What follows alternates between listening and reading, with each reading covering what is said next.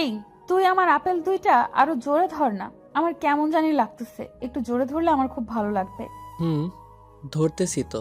তোর আপেল দুইটা এত পরিমাণ বড় যে আমার হাত দিয়ে ভালো মতো ধরাই যাচ্ছে না। আমি আর কি করব বল? দেখ না, একটু চেষ্টা করে, তুই যদি ভালো করে না ধরিস, একটু জোরে শক্ত করে টিপ দিস, না হলে তো আমার মজাই আসবে না। একটু দেখ প্লিজ। ওকে, চেষ্টা করতেছি। এখন আমার হাত বাদ দিয়ে আমি মুখ দিয়ে ওর আপেল দুইটা খেতে লাগলাম। এখন ঠিক আছে। এই যে খুব একটা ভালো কাজ করলি, এই জন্য তোকে আমার খুব পছন্দ। যেহেতু মুখটা দিয়ে ফেলেছিস, একটু জোরে জোরেই কামড় দে, না হলে তো মজাই আসছে না। হুম, দিচ্ছি। আর আজকে আমি তোর সব স্বপ্ন পূরণ করে দেব। এই বলে আমি তার আপেল দুইটাই জোরে জোরে কামড় দিতে লাগলাম। এই, তোকে এত জোরে জোরে কামড়াতে বলছি নাকি? তুই যে হিসেবে কামড়েছিস, মনে হয় মাংস খাচ্ছিস। আমি তোকে এত কামড়াতে বলছি? তুই তো বললি জোরে জোরে কামড়াতে, এখন জোরে কামড়ালাম। আবার আমার দোষ হলো কি? আজব মেয়ে রে ভাই। এখন কি করব তুই বল? আমি যা করি তাই তো দোষ। এখন তুই সিদ্ধান্ত দে আমি কি করব আর কিভাবে করব। তুই এমন ভাবে কামড়াবি যেন আমি মজা পাই। আর তুই যেভাবে কামড়াইছিস মনে হয় মাংস খাচ্ছিস। কোনো হলো? আচ্ছা ঠিক আছে, তোর যেভাবে হয়েছে সেভাবে বল, আমি সেভাবেই কাজ করব। আর আমি এতদিন শুনতাম যে মেয়েরা খুব আজব প্রকৃতির, আজ তার প্রমাণ পেলাম। নিলয়, অনামিকা ও আমরা তিনজনই একই ক্লাসে পড়াশোনা করি। আর আগে নিলয় আর আমার খুব ভালো বন্ধুত্ব ছিল, কিন্তু অনামিকা আসার পর নিলয় আমার থেকে সবসময় একটু দূরত্ব হয়ে থাকে, কারণ তারা দুজন প্রেম করত। আমি সেখানে তৃতীয় ব্যক্তি হিসাবে থাকবো, এটা কেমন হয় না? সেজন্য তারা একটু দূরে দূরে থাকে। আর আমিও তাদের একটু প্রাধান্য দেওয়ার জন্য আমি ওদের থেকে একটু দূরে থাকি। কিন্তু তাদের মধ্যে যদি কোনো সমস্যা হয়, তাহলে সমাধান করতে হয় আমাকেই। আমি কলেজে দেখেছি তাদের মধ্যে খুব অল্প কথা নিয়ে ঝামেলা হয়। তাদের মধ্যে নানা রকমের কথাবার্তা নিয়ে তর্ক বিতর্ক হতে লাগে, এবং তাদের মধ্যে ঝগড়া বেঁধে যায় খুব অল্প পরিমাণ কথাবার্তা নিয়ে। তাদের মধ্যে ঝগড়া লেগে থাকতো, আর তাদের সমাধান করার জন্য আমি থাকতাম, কারণ তাদের তো আর কলেজে কেউ নেই। তারপর হঠাৎ একদিন নীলে খুব অসুস্থ হয়ে পড়ে। কি রে রাকিব, নিলয় কলেজে আসে নাই কেন? ওর কি হয়েছে? না, আমার সাথে ঝগড়া লাগছে জন্য আসে নাই। কাল কলেজে আসুক, আগে বুঝিয়ে দেব কত ধানে কত চাল। আরে না, তোর সাথে তো প্রতিদিনের ঝগড়া হয়।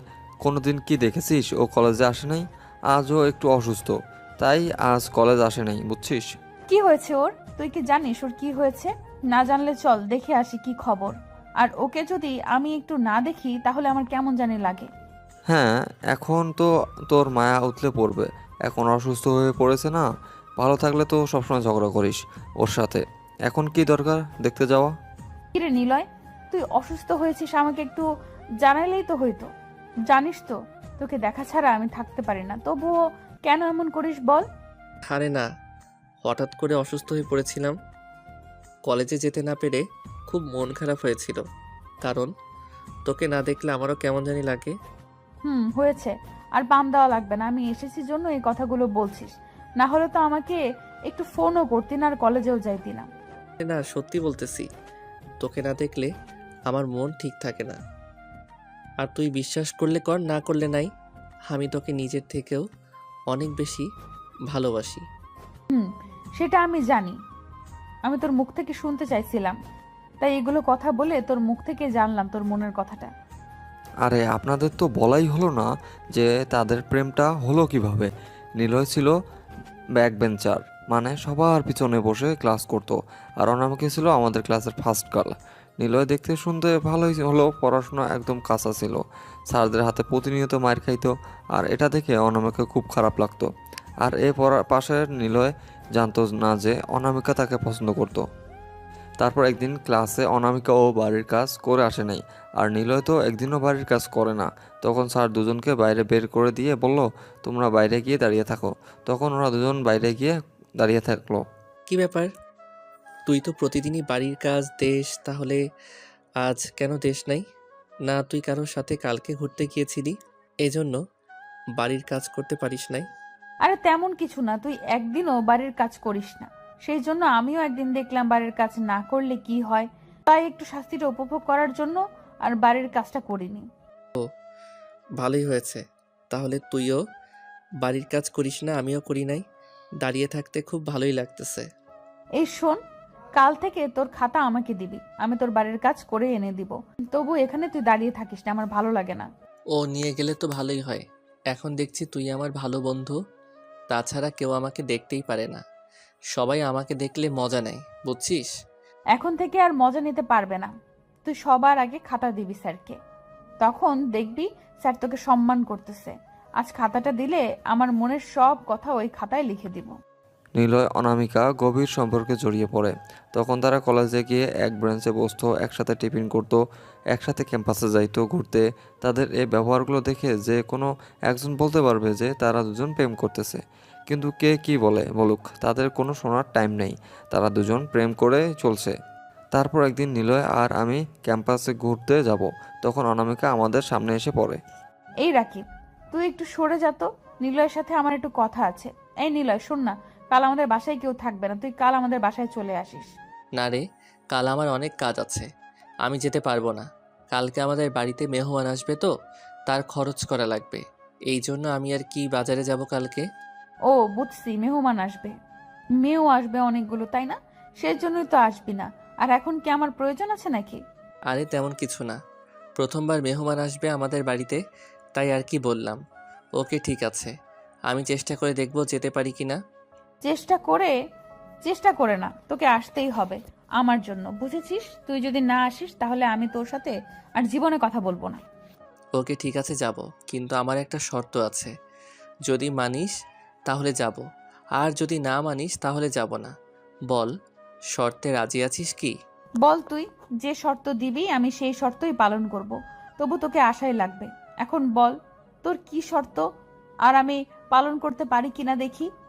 আমি যদি তোদের বাসায় যাই, আমি যেটা করতে চাইবো, সেটা খাইতে চাইবো, সব দিতে হবে। যদি মানিস তাহলে যাই, আর যদি না মানিস তাহলে যাব না। আমি তো সব শর্তে রাজি আছি, তুই আগে আয়, তারপর দেখ আমি শর্ত পালন করি কি না। তুই না এসে কিভাবে ভাবতে পারলি যে আমি শর্ত পূরণ করতে পারবো না? এসব কথাবার্তা বলে আমি রাতের মধ্যে অনামিকাদের বাসায় চলে গেলাম। গিয়ে দেখি সত্যি সত্যি তাদের বাসায় কেউ নাই, আর অনামিকা আমাকে দেখে চমকে উঠল। ও তুই এসেছিস তাহলে? আমি তো মনে করেছিলাম আসবি না। আচ্ছা তুই বস, আমি একটু রান্না করে আনি, তারপর খেয়ে দিয়ে কথা বলি। আমার খাওয়া দাওয়া লাগবে না, তুই এখানে আয়, আগে তোর সাথে কথা বলি। আজকে তোর মুখটা ভালো করে দেখি নাই, আর তোর ওই মায়াবী মুখটা না দেখলে আমার ভালো লাগে না। আয়, তারপর রান্না করিস না কি করিস কর। তখন আমি ওর কাছে গেলাম এবং পাশে বসে তার দিকে তাকালাম। তখন যেন তার চোখ থেকে কেমন জানি একটা মায়া অনুভব করতে পারছি। শোন, আমার খাওয়া দাওয়া কিছু লাগবে না, তোর ওই মায়াবী চোখ দেখে সারা রাত পার করে দিতে পারবো। আর তোর এই মায়াবী চেহারা দিয়ে আমাকে একটু আদর করে দে, তাতেই হবে। আমার খাওয়া দাওয়া লাগবে না। তখন আমি নিলয়কে আদর দিতে লাগলাম। কিছুক্ষণ পর আমরা দুইজন যেন এক অজানা শহরে চলে গেলাম। আমি প্রতিদিনই দেখি তোর আপেল দুইটা খুব বড়, তোর আপেল দুইটা আমাকে ধরতে দে না প্লিজ। তোকে মানা করেছে কে? এই জন্যই তো তোকে আমি ডেকেছি, বুঝেছিস? আর তুই যদি এগুলো না করিস তাহলে আমি তোকে কিসের জন্য ডাকলাম? এই কথা বলার সাথে সাথে নিলয় আমার বলে আপেল দুইটা ধরতে লাগলো। আমি প্রতিদিন দেখতাম যে তোর আপেল দুইটা বড়, আর এখন দেখতেছি এত পরিমাণ বড় যে আমার হাত দিয়ে ধরতে পারতেছি না। এখন কি করি বল? শোন, হাত দিয়ে ধরতে না পারলে মুখ দিয়ে চেষ্টা কর, বুঝেছিস? কোনোভাবেই মজা নিতে হবে না, না হলে আজ আমাদের সারা রাতটা বৃথা যাবে। তখন আমি ওর আপেল দুইটাই মুখ দিয়ে কামড় দিতে লাগলাম এবং শরীরে লাগলাম, আর শক্ত করে ওকে জড়িয়ে ধরলাম। যাই হোক, এইভাবে আমরা কিছুক্ষণ রোমান্স করতে লাগলাম। কমেন্ট করার পর আমি বাড়ি আসব, কিন্তু অনামিকা আমাকে বাসায় আসতে দেবে না। অনামিকা বলে যে আজ সারা রাত আমরা রোম্যান্স করব, তুই এখানেই থাক, বাড়ি গিয়ে কি করবি। তারপর আমিও ভাবলাম যে কথা ঠিক, বাড়ি গিয়ে কি করব, সেই তো ঘুমাতে হবে, এখানেই ঘুমালেই তো হয়। তারপর একটু পরে আমি ঘুমিয়ে যাই। একটু পর ঘুম থেকে উঠে দেখি অনামিকা আমার সব কাপড় খুলে ফেলেছে। কী রে, তুই এটা কি করছিস? এইসব মানুষ করে নাকি? আর এইসব করলে পরে করব, এখন করার কি দরকার? শালা, তোকে আমি ডেকেছি কিসের জন্য? এগুলো করার জন্য নাকি? আর তুই এগুলো না করে ঘুমিয়ে পড়লি শালা। আচ্ছা ঠিক আছে, তাহলে এখন রোম্যান্স করি। আজ দেখব কতক্ষণ তুই থাকতে পারিস। তারপর আমরা রোম্যান্স করতে করতে দুজনেই ঘুমিয়ে পড়ে যাই। তারপর সকালে উঠে আমি ওর সাথে কিছুক্ষণ কথাবার্তা বলে বাড়ি চলে এসেছি। এই শোনো না, তোর তো বিয়ে হয়ে যাচ্ছে, আমার পরে কি হবে? একটু বোঝার চেষ্টা করো। পরে আমি দেবদাসের মতো ঘুরে বেড়াবো নাকি? তোকে আমি আগেই বলেছিলাম যে তুই আমাকে বিয়ে করে এখন দেখ অন্য ছেলে আমাকে বিয়ে করে নিয়ে যাচ্ছে। এখন বসে বসে শুধু হাওয়াই মিঠাই খা। শোন, তোর তো বিয়ে হয়ে যাচ্ছে, এখন আমরা শেষবারের মতো কি একটু রোম্যান্স করতে পারি? শোন, যা বলছিস বলছিস, আর একবার এই কথা শুনলে আমি বিচার বাঁধিয়ে দিব, তো তখন দেখবি কার মান সম্মান যায়। তুই যদি আমার সাথে এগুলো না করিস তাহলে আমি সবাইকে বলে দেব যে তুই আমার সাথে অন্য কিছু করছিলি। আমি নীলাকে এরকম ব্ল্যাকমেইল করতেই লাগলাম, কিন্তু কিছুতেই রাজি হচ্ছে না, কারণ কয়েকদিন পর বিয়ে হতে যাচ্ছে, আর বিয়ের আগে এগুলো করলে সমস্যা হবে, তাই ও কিছুতেই রাজি হচ্ছে না। কিন্তু আমি আরও ব্ল্যাকমেইল করতে লাগলাম। আমি নীলাকে বলতাম যে তোর আর আমার ভিডিও আছে, আমি সবাইকে দেখাবো, তখনও রাজি হয়। শোন, এইবারে কিন্তু শেষবার, আর আমি কখনো তোকে এইগুলো করতে দেব না, আর যদি বাড়াবাড়ি করিস তাও দেব না। ঠিক আছে, এইবারে শেষবার, আর আমি তোর কাছে কখনো কিছু চাইবো না। এইভাবে আমাদের কথাবার্তা কমপ্লিট হয়ে গেল। তারপর ও আমাদের বাসায় এলো রাতে। বাসায় এসে ডাইরেক্ট আমার ঘরে উঠল। আমি বিছানায় শুয়েছিলাম, নীলা এসে বিছানায় বসে পড়ল। কিরে, শুয়ে আছি আমি, আমার কথা মনে হারাইছিস নাকি? আজকে রাতে আমি তোদের এখানে আসব, আর তুই শুয়ে শুয়ে আছিস না? তুই এখানে আসবি, আমাকে একটু বলে আসবি না? আমি একটু রেডি হয়ে নিতাম। এখন তো বাসায় বাবা মা সবাই আছে, এখন কিভাবে কি করব বল? তুই কিভাবে কি করবি সেটা আমি জানি নাকি?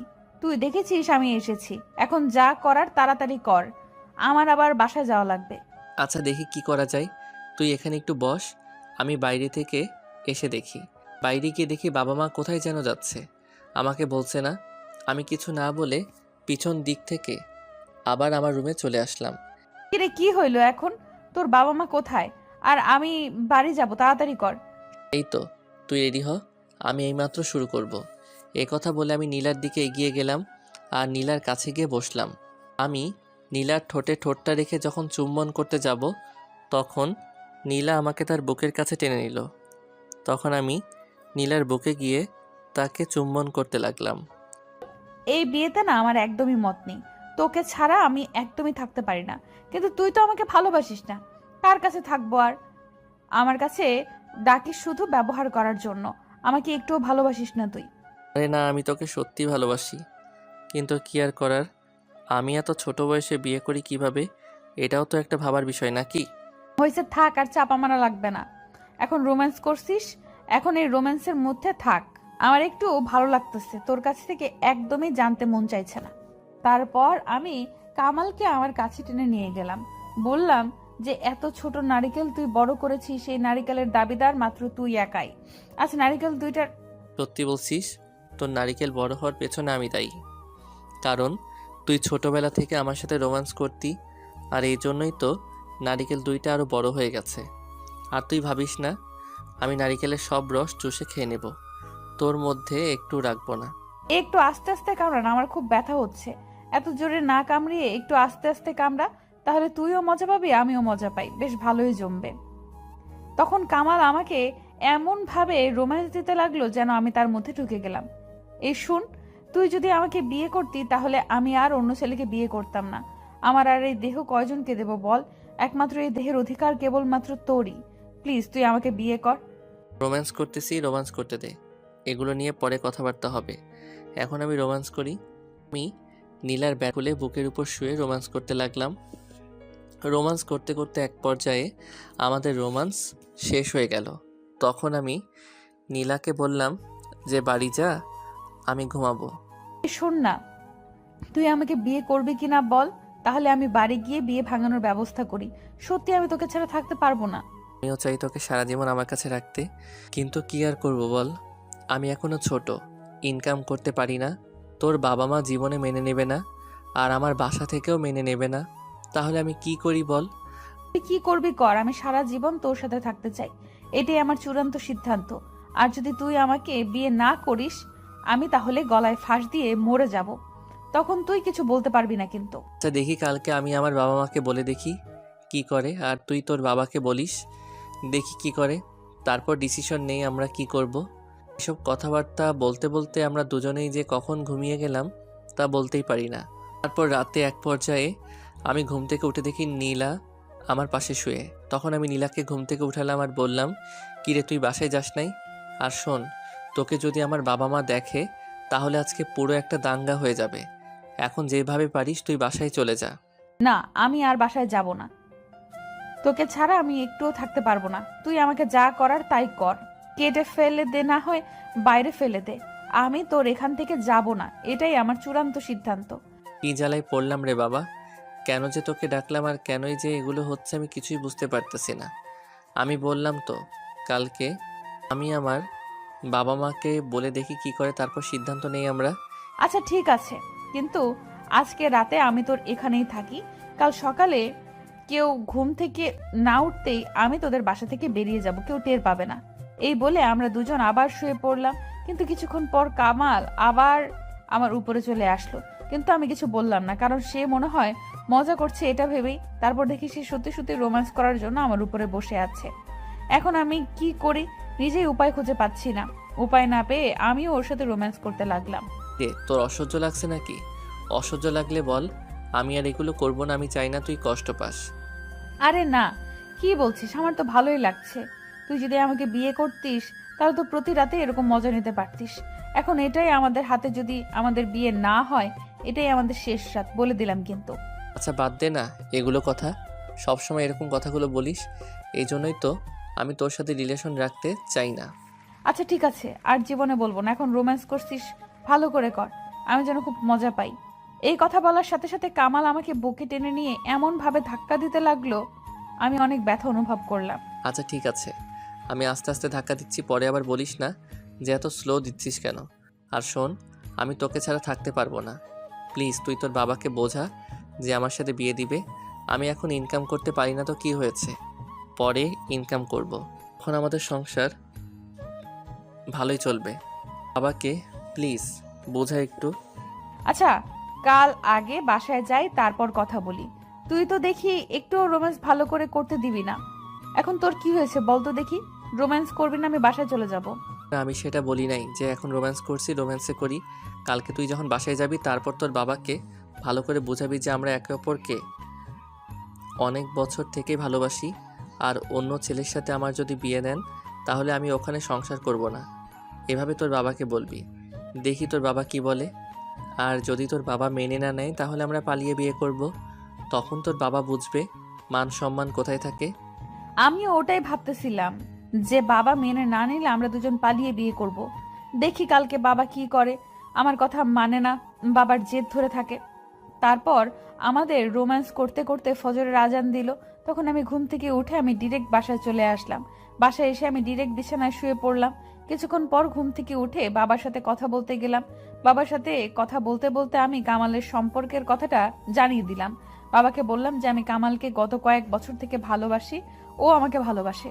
এখন কামাল আমার বিয়ের কথা শুনে ও আমাকে বিয়ে করতে চায়। এখন আপনি যদি সম্মতি দেন তাহলে আমরা বিয়ে করতে পারি, আর যদি আপনি আমাদের বিয়ে না দেন তাহলে আমরা দুজন পালিয়ে গিয়ে বিয়ে করব। আমরা সিদ্ধান্ত নিয়ে ফেলেছি। এই কথা শুনে বাবার উপর বিদ্যুৎ চমকালো। তারপর বাবা আমাকে ধরে নিয়ে গিয়ে রুমের মধ্যে রেখে দরজায় তালা দিয়ে রাখলো আর বলল, যতদিন তোর না বিয়ে হয় তুই এই রুমেই থাকবি। খুব বড় হয়ে গেছিস না, বিয়ের সিদ্ধান্ত নিজেই নিয়ে ফেলেছিস। তার কয়েকদিন পর বাবা আমায় বিয়ে দিয়ে দেয়। শালা, মেয়ে মানুষ মানেই ধোকা। এতদিন আমি এই ধোকার পেছনে পড়েছিলাম। কয়েকদিন আমাকে কি কথা বলল, আর এখন নিজেই বিয়ে করে নিয়েছে। ও আমাকে বলল যে তার বাবা মেনে না নিলে পালিয়ে বিয়ে করবে। সে অপেক্ষায় আমি বসে আছি, আর ও পাশে বিয়ে করে নিল। এখন বুঝলাম মেয়ে মানুষ মানেই ধোকা। বিয়ের কিছুদিন পর হঠাৎ নীলার সাথে আমার দেখা হয়ে যায়। কি রে কামাল, কেমন আছিস? আর এখন কোথায় থাকিস? তোকে দেখি না যে।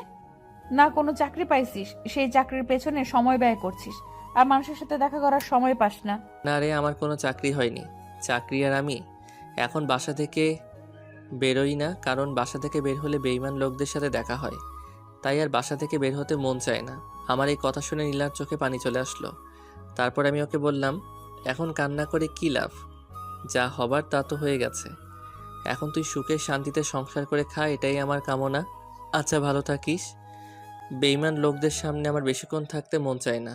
আমি বাসায় যাব। সব ভালোবাসা কখনো পূর্ণতা পায় না। কিছু কিছু ভালোবাসা হয়তো পূর্ণতা পেয়েও পায় না, হাতছাড়া হয়ে যায়।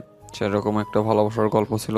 হ্যাঁ, রোমান্সটা একটু বেশি ছিল, এইটা ওইটা ছিল, সব কিছু মিলিয়ে কিন্তু ভালোবাসার গল্পটা সত্যি অসাধারণ ছিল। অ্যান্ড দিন শেষে দুজন দুজনের হতে পারলো না, এটাই সবথেকে কষ্টের ব্যাপার। ভালোবাসলেই যে একে অন্যকে পাইতে হবে এরকম কোনো কথা নেই। ভালোবাসলে যে ভালোবাসার মর্মটা সবাই বুঝতে পারে এটাও কোনো কথা না। ভালোবাসা কিন্তু ভাগ্য গুণে হয়। এই, এদিকে একটু আয় না। কতদিন তোকে জড়িয়ে ধরি না? তোর জন্য আমি কত প্রহর যে অপেক্ষা করেছি। করেছিস তো কি হয়েছে? তোর জন্য কি আমি অপেক্ষা করিনি? এখন আছে ঢং দেখাতে। আমি যাব না। কি করিস কর। কেন আসবি না? আমি যে তোকে ভালোবাসি সেটা তুই তো জানিস। আর আমি তোকে ছাড়া বাঁচব না, তাড়াতাড়ি আয়। যাব না। কি করবি কর। তুই আমাকে কত অপেক্ষা করিয়েছিস জানিস? আর আমি তোর জন্য কত কান্না করেছি। এখন সেটার ফল ভোগ কর।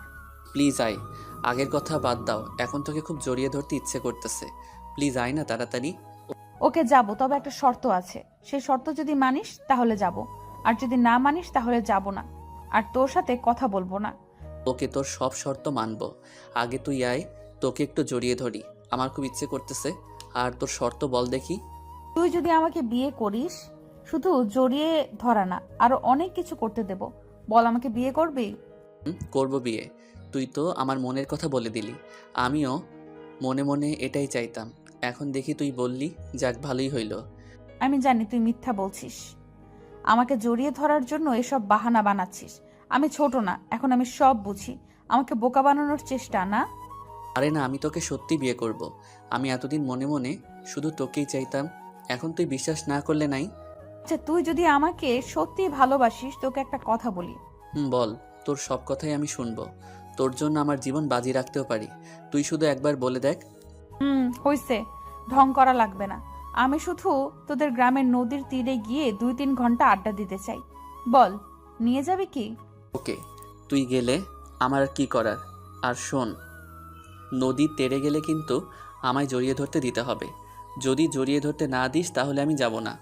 চল, নদীর তীরে তো আর কেউ থাকবে না। তখন যা করার ইচ্ছা তাই করবি। আর যদি পারিস, সাথে সেফটিও নিয়ে আসিস। এই কথাগুলো শুনে মাসুদ অবাক হয়ে গেল। এই জন্য মেঘ না চাইতে বৃষ্টি এরকম হয়ে গেল কি? আর কি করার, মাসুদ রেডি হয়ে নিল। এখন তারা নদীর তীরে যাওয়ার জন্য দুজনেই রেডি হচ্ছে। তারপর তারা দুজনেই চলে গেল। তারপর দুজনে নদীর তীরে বসে গল্প করতেছে। শোন না, আমি তো সাথে সেফটি নিয়ে এসেছি। এখন কি কিছু করব, না শুধু বসে গল্প করব? এখন কি সব মুখে বলতে হবে নাকি? বাসায় লোকজনের জন্য তোকে এখানে এনেছি, আর তুই বলছিস কিছু করব নাকি? তুই এত বোকা কেন বলতো? কে আমার দিকে এগিয়ে আয়। আগে তোকে একটু ভালো করে দেখে নিই, তারপর আস্তে আস্তে সব কাজ করে নেব। যা করবি তাড়াতাড়ি কর। আমার আর তর্স হচ্ছে না। কত দিন থেকে যে তোর সংস্পর্শ পাই না। তোর সংস্পর্শ পাওয়ার জন্য আমার মন আকুল হয়ে আছে। করছি তো। আর শোন, আমি তোর সাথে ইয়ে করতে চাই। মানে, বাসরাতে স্বামী স্ত্রী যেটা করে আমি তোর সাথে সেটা করতে চাই। করবি? আমি মানা করেছি কোথায়? আর আমরা এখানে এসেছি তো এগুলো করার জন্যই। আজ তোর যা মন চায় তাই করবি, আমি কোনো বাধা দিব না। এই না হলে তুই আমার মামাতো বোন। তাই তো সবাই বলে, মামাতো বোন থাকলে পৃথিবীর সব সুখ শান্তি পাওয়া যায়। আজ বিষয়টা উপলব্ধি করতে পারলাম। ওইসে, এখন যা করার তাড়াতাড়ি কর। আর শোন, যা করবি আস্তে আস্তে করবি, না হলে কিন্তু আমার মুখ ব্যথা হবে। আর আমার ব্যথা হইলে তোকে কিন্তু ওষুধ এনে দিতে হবে। আচ্ছা, যা করব আস্তে আস্তে করব। আর আস্তে আস্তে করার পর তুই যদি ব্যথা পাস তাহলে পরে দেখা যাবে। ওকে, তাহলে আমি কাজ শুরু করি। এই বলে আমার মামাতো ভাই আমার সংস্পর্শে এলো। তারপর তার ঠোঁট আমার ঠোঁটের সাথে মিলিয়ে কামড় দিতে লাগলো। সে আমার ঠোঁটে কামড় দিতে দিতে আমার অন্যের স্পর্শ করতে লাগলো। তখন আমার গা শিউরে উঠল। তারপর আমি আমার মামাতো ভাইয়ের দিকে আরো একটা ট্রিপ হয়ে বললাম, আরো ভালো করে ধর না। আর শোন, যা করার আস্তে আস্তে করবি। তারপর তারা দুজনে কাজ শুরু করতে লাগলো। তারা দুজনে 20 মিনিটের মতো কাজ সম্পন্ন করলো। এখন মাসুদ বলেছে যে অনেক শক্তি হয়ে আসছে আজকে। তারপর তারা নদীর তীরে গিয়ে ফ্রেশ হয়ে আসলো। এখন তারা বিয়ে কথাবার্তা নিয়ে আলোচনা করতেছে। যাক, অনেক দিন পর মনের আশা পূরণ হলো। এতদিন যা মনে মনে চাইতাম আজ বাস্তবে পরিণত হইল। আমার আর কিছু চাওয়ার নেই। আচ্ছা শোন, এখন কি তোকে আমি তুমি করে বলতে পারি? এখন তো আমাদের সম্পর্ক মামাতো ভাই বোনের না, বরং ভালোবাসার সম্পর্ক। ওকে বল, আমিও তো তোকে তুমি করে বলতে চাই। আমি ভেবেছিলাম তুই আবার কি থেকে কি ভাবিস, সেই জন্য বলিনি। আচ্ছা ঠিক আছে, তাহলে তুমি করে বল। তুমি যে আমার সাথে এগুলো করলা, পরে আমাকে ছেড়ে যাবে না তো? তুমি যদি ছেড়ে দাও তাহলে আমি মরে যাব। আরে তুমি পাগল হয়েছো নাকি? আমার জীবন বাজি রেখে হলেও আমি তোমাকে আমার বউ বানাবো। তুই শুধু আমার উপর ভরসা রাখো। আমার উপর ভরসা আছে জন্যই তো তোমাকে এগুলো করতে দিলাম, না হলে তো আর এগুলো করতে দিতাম না। জানি। এখন এদিকে একটু আসো, তোমাকে জড়িয়ে ধরে রাখি। আর একটা কথা, তোমাকে আজ দেখতে খুব সুন্দর লাগতেছে। সে পাম মারা লাগবে না। আমি জানি তুমি আমাকে জড়িয়ে ধরার জন্য এগুলো বলতেছো, সেটা সরাসরি বললেই তো হয়। আজ বিকেলে আমি বাসায় যাব। তোমাকে মনে হয় আর দেখা হবে না। প্রতিদিন ফোন দিয়েও ফোনে কথা বলবো।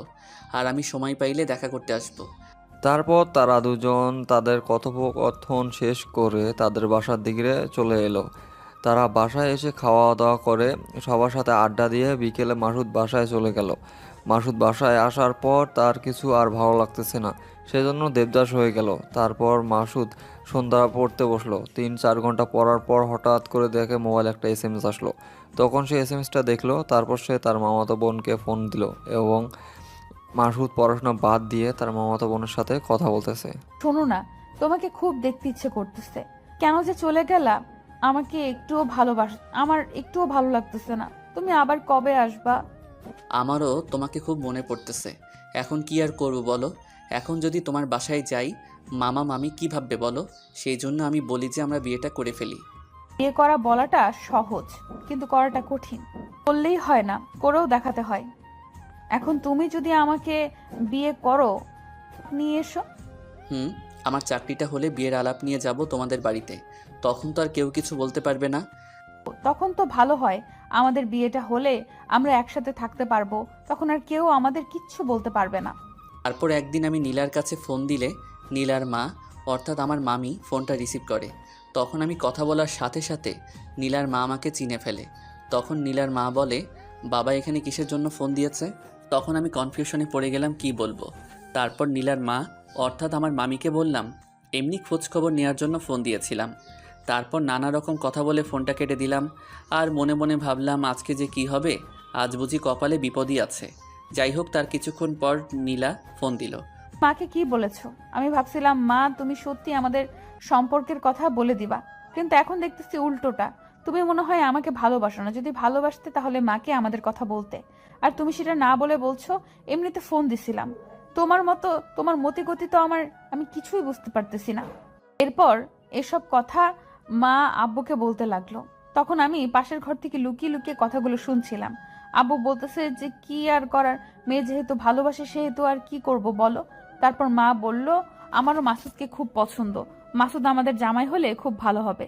তখন আমি মনে মনে খুব আনন্দ পাচ্ছিলাম আর ভাবছিলাম আমাদের বিয়েটা বুঝি হয়ে গেল। ও তাহলে তো ভালোই হয়।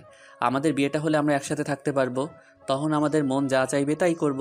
তারপরে কথা বলতে বলতে ঘুমিয়ে পড়লাম। সকালে ঘুম থেকে উঠে দেখি মামা আমাদের বাসায়। মনে মনে ভাবলাম আজ বুঝি বিপদ হয়ে গেল। অতপর দেখি মামা আমার মার সাথে কথা বলতেছে। এবার আমি ভাবলাম এবার বুঝি আরও বিপদ বড় হয়ে গেল। তারপর আমি মার কাছে চলে গেলাম। গিয়ে শুনে দেখি বিয়ের আলাপ আলোচনা চলছে। তারপর আমি একটু রিল্যাক্স হইলাম। যাই হোক, বাঁচা গেল। তারপর আমাদের বিয়ের দিন তারিখ ঠিক হলো। তখন আমি নীলাকে ফোন দিয়ে বললাম, আমাদের বিয়ের সব কার্যক্রম শুরু করো। আমি সত্যিই খুব আনন্দিত। আমাদের বিয়েটা হবে মনে হয়। যাই হোক, আমাদের বিয়েটা তো হবেই, এটাই শান্তি। নীলা ও মাসুদের বিয়ে হয়ে গেল। তাদের বিয়ের পর মাসুদ একটা চাকরি হয়ে গেল। তারপর তারা প্রতিদিন রাতে রোমান্স করতে থাকে। তাদের বিয়ের 1.5 বছর মাথায় তাদের একটা সন্তান নিল। সন্তানের জন্ম নেওয়ার পর তাদের একটা সুখী পরিবার তৈরি হলো। এখন তারা সুখে শান্তিতে সংসার করে খাচ্ছে। সত্যি কি সব ভালোবাসাগুলো গল্পের মতোই হয়? যেমন মাসুদ নীলাকে এত সহজেই পেয়ে গেল। সব ভালোবাসাগুলো কি এভাবেই পূর্ণতা পায়? না, সব ভালোবাসাগুলোর পূর্ণতা এরকম হয় না। কিছু ভালোবাসার পূর্ণতা এভাবে হয়, কেউ পাগল হয়ে যায় আর কেউ অন্যের সংসার সামলাতে ব্যস্ত হয়ে যায়। অধিকাংশ ছেলেকে পাগল অবস্থায় রাস্তায় ঘুরে বেড়াতে দেখানো যায়। তাদের কাছে যদি আপনি ভালোবাসার কাহিনী শুনতে একটু বসে তাকে সময় দিয়েছেন, তাহলে তার যত ভালোবাসার কথাগুলো আছে আপনার সাথে সব শেয়ার করবে। আপনি শ্রবণ করবেন কথাগুলো, আর ভাববেন যে ভালোবাসা কিছু মানুষের কাছে কতটা অসহায়। সবার কাছে অসহায় হয় না, কারো কাছে ভালোবাসাটা অনেক রঙিন, অনেক সুন্দর হয়ে ওঠে, কিন্তু কারো কাছে ভালোবাসাটা বিষাক্ত কাঁঠার মতো হয়ে ওঠে। সবাই ভালোবাসাটাকে সহ্য করতে পারে না। কেউ অতিরিক্ত ভালোবাসাকে অতিরিক্তভাবে নিতে পারে না, কেউ কম ভালোবাসাকে কমভাবে নিতে পারে না। মানে সবাইকে আহ, একটু লেভেল মাফিক ভালোবাসা চাই। আর সবাই তো সবার মনের মতো হতে পারে না, সেই সব ভালোবাসাগুলো এক হতে পারে না। হয়তো কিছুদিনের টাইম পাস বা কিছুদিনের শারীরিক সম্পর্ক, দিন শেষে দুজন দুই মেরুর বান্ধা হয়ে বেঁচে থাকে পৃথিবীতে। বলা যায় না কে কাকে সহ্য করে পৃথিবীতে বেঁচে থাকতে পারবে। বাট পারফেক্ট মানুষকে খুঁজে পাওয়া অনেক টাফ। যদিও আমরা পারফেক্ট মানুষ খুঁজি, বাট সবার কপালে কি পারফেক্ট মানুষ থাকে? না, কিন্তু পারফেক্ট করে নেওয়ার চেষ্টা করতে হয়। এই, তুমি আমার সাথে কথা বলো না কেন? আমি আবার কি করলাম যে আমার সাথে কথা বলা বন্ধ করে দিলে? না, আমার প্রয়োজন শেষ হয়ে গেছে জন্য আমার সাথে আর কথা বলো না। কি ব্যাপার? আরে তেমন কিছু না, শুধু একটু পড়াশোনার চাপ আর বাইরে যেতে দেয় না এখন, তাই আর আপনার সাথে কথা হয় না। আর আপনার সাথে কথা বলতে আমার অকওয়ার্ড ফিল হয়, সেই জন্য আর কি। কি? আমার সাথে কথা বলতে তোমার অকওয়ার্ড ফিল হয়? আমি আবার কি করলাম? ও বুঝেছি, এখন মজা নেওয়া শেষ তো, তাই তোমার অকওয়ার্ড ফিল হয়, বুঝি না আমি। আরে না, তেমন কিছু না, এমনি আর কি, কথা বলি না। আচ্ছা, আমি কি আপনার সাথে কথা বলতে পারি অথবা দেখা করতে পারি? কাল কলেজে গিয়ে ক্যাম্পাসে কথা বলবো। আর একটা কথা, তুমি যদি আমার সাথে প্রেম করো তাহলে আমার সাথে কথা বলতে এসো, আর না হলে এসো না। আচ্ছা বাবা, আগে কলেজ যাই, তারপর কথা বলি, তারপর দেখি কি করা যায়। তুমি আগে এইভাবে বলতেছো, আমাকে তো একটু ভাবতে দেবে। আচ্ছা, তুমি কাল আগে কলেজে যাও, তারপর কথা হবে। আর কাল কিন্তু ভেবে এসো, কাল আমি আর অন্য কোনো বাহানা শুনবো না। তুমি যদি আমাকে সেদিনের মতো প্রতিদিনই মজা দাও তাহলে আমি রাজি আছি, আর না হলে নাই, কারণ ওগুলো হয়তো আমার খুব ভালো লাগে। আমিও তো ওটাই চাই, আমিও মজা পাই, তুমিও মজা পাবে। আচ্ছা, কাল আগে কলেজে আসো, তারপর কথা বলি। তুমি আছো, আমি মনে করেছিলাম তোমার জন্য আমাকে ওয়েট করা লাগবে, এখন দেখি তুমি আগে এসে বসে আছো। আচ্ছা, তোমার বাবা মা কোথায় যাচ্ছে? ওই, আমার মামা বাসায় যা, নানি অসুস্থ তো খুব, তাই আমায় ডাকছিল, আমি যাইনি। ও আচ্ছা, তাহলে তোমাদের বাসায় যাই, এখানে আর থেকে লাভ কি? যা কথা হবে তোমার বাসায় হবে। আসো, দাঁড়িয়ে আছো কেন? চলো যাই তাড়াতাড়ি। আমাদের বাসায় গিয়ে একটু বিছানায় শুয়ে পড়লাম এবং আমার খুব খিদে লাগছে, তাই আমি একটু নাস্তা করলাম। তারপর অনেক তার কাছে আমাকে টেনে নিল এবং তার ঠোঁটে আমার ঠোঁট রেখে চুমু খেতে লাগলো। আর আমার শরীর যেন কেমন করে কেঁপে উঠলো। তখন আমি ওকে আরো বেশি শক্ত করে জড়িয়ে ধরলাম। ও আমাকে আরো বুকে টেনে নিল এবং আমার আল্লাহ, আমাদের আরও আগে মেলায়নি কেন? আমি এতদিন এই মজাগুলো থেকে বঞ্চিত ছিলাম। আর আগে পরিচয় হইলে তো আমি আগে থেকে অনেক মজা করতে পারতাম। এই, তোমাকে না সেদিন বললাম আস্তে আস্তে ঢুকাবে, এবং আবার জোরে জোরে ঢুকাচ্ছ। তোমরা ছেলেরা কোনো কথা বোঝো না। এখানে আমি ব্যথা পাচ্ছি আর উনি ওখানে জোরে জোরে ঢুক। আচ্ছা ঠিক আছে, আস্তে ঢুকাচ্ছি, একটু পর কিন্তু জোরে ঢুকাবো। তখন চিল্লালে কিন্তু আমি আর এগুলো করব না, আমি ডিরেক্ট বাসায় চলে যাব। আচ্ছা ঠিক আছে, তুমি কিভাবে ঢুকাবে সেটা তোমার ব্যাপার, আমার কোনো কথা নেই। তখন আমি চোখ বন্ধ করে শুয়ে পড়লাম। ও আমাকে আস্তে আস্তে ঢুকাতে ঢুকাতে আবার জোরে জোরে। তখন আমি একটু ব্যথা অনুভব করলাম। কি আর করব, বলেই তো দিয়েছি যেভাবে পারবে সেটা করবে। তারপর এসে আমায় অনেকক্ষণ লাগাতে লাগলো। লাগানোর পর আমি অনেকক্ষণ পর কি যেন পানির মতো অনুভব করলাম। তার কিছুক্ষণ পর সে উঠে দাঁড়ালে এবং বলল, আমি বাসায় চলে যাব। এভাবে আমাদের আরো বেশ কয়েকদিন গেল। যেদিন আমার বাবা মা বাসায় থাকে না সেদিনে আমি অনেককে ডেকে নিয়ে আমি এগুলো করি। তাতে খুব মজাও পাই আর আমিও বেশি মজা পাই। সেই জন্য বাবা বাসায় না থাকলে আমি ওকে ডেকে নিই। এই ছেলে, তুই প্রতিদিন রাতে কোথায় যাস? আর গেলে আর আসার খবর থাকে না? আমি কিছু বুঝি না নাকি? আর আমি হলাম তোর মা, সেটা ভালো করে বুঝে রাখিস। আরে না না, আমি আমার এই বন্ধুদের বাসায় যাই, আড্ডা দিতে দেরি হয়ে গেছে সেই জন্য আর কি। দেরি হয় প্রতিদিন রাতে, আর যদি কোনো দিন যাই আর দেরি করব না। এইগুলো মিথ্যা বাহানা দিয়ে আমাকে কোনো লাভ নেই, বুঝেছিস? তুই কোথায় যাস আর কি করতে যাস এগুলো আমি সব জানি। আর যদি তুই বেশি বাড়াবাড়ি করিস তাহলে তোর বাবাকে বলে দেবো। আরে না না, ওই যে আমাদের পাশের বাসার ওই সিনিয়র আপুটা আছে না, ও আমাকে প্রত্যেক দিন একটু পড়াশোনা করায়। সেই জন্য আর কি যাই ওদের বাসায়। আর তুমি মনে করেছো আমি মনে হয় কি করতে যাই ওখানে? তুই কিন্তু আবার মিথ্যা বলছিস। আর এখন তোর বাবা আসলে তোর বাবাকে বলে দেবো, তখন দেখি কি করিস, তখন দেখা যাবে। আমার কথা তো শুনতে চাস না, পরে ঠেলা বুঝবি। আরে না মা, সত্যি কথা বলতে আমরা দুজন দুজনের সাথে প্রেম করি। এই জন্য প্রতিদিন রাতে আমি ওর সাথে দেখা করতে চাই, এতটুকু আর কিছুই নেই মা। ও আচ্ছা, তাই বল। মেয়েটা কিন্তু দেখতে খুব সুন্দর, আমাদের বাসার বউ হলে খুব মানাবে। আর শোন, তোর বাবা যেন কোনো মতেই জানতে না পারে, আর তোর বাবা জানলে খুবই সমস্যা হবে, বলে দিলাম কিন্তু। তুমি ছাড়া আর বাবাকে কে বলবে? যদি বাবা জানে তাহলে জানবো যে তুমি বলেছ। আর আমি তো কোনোদিন বাবাকে বলবো না যে আমি ওই মেয়ের সাথে প্রেম করি। আচ্ছা ঠিক আছে, আমি তোর বাবাকে বলবো না।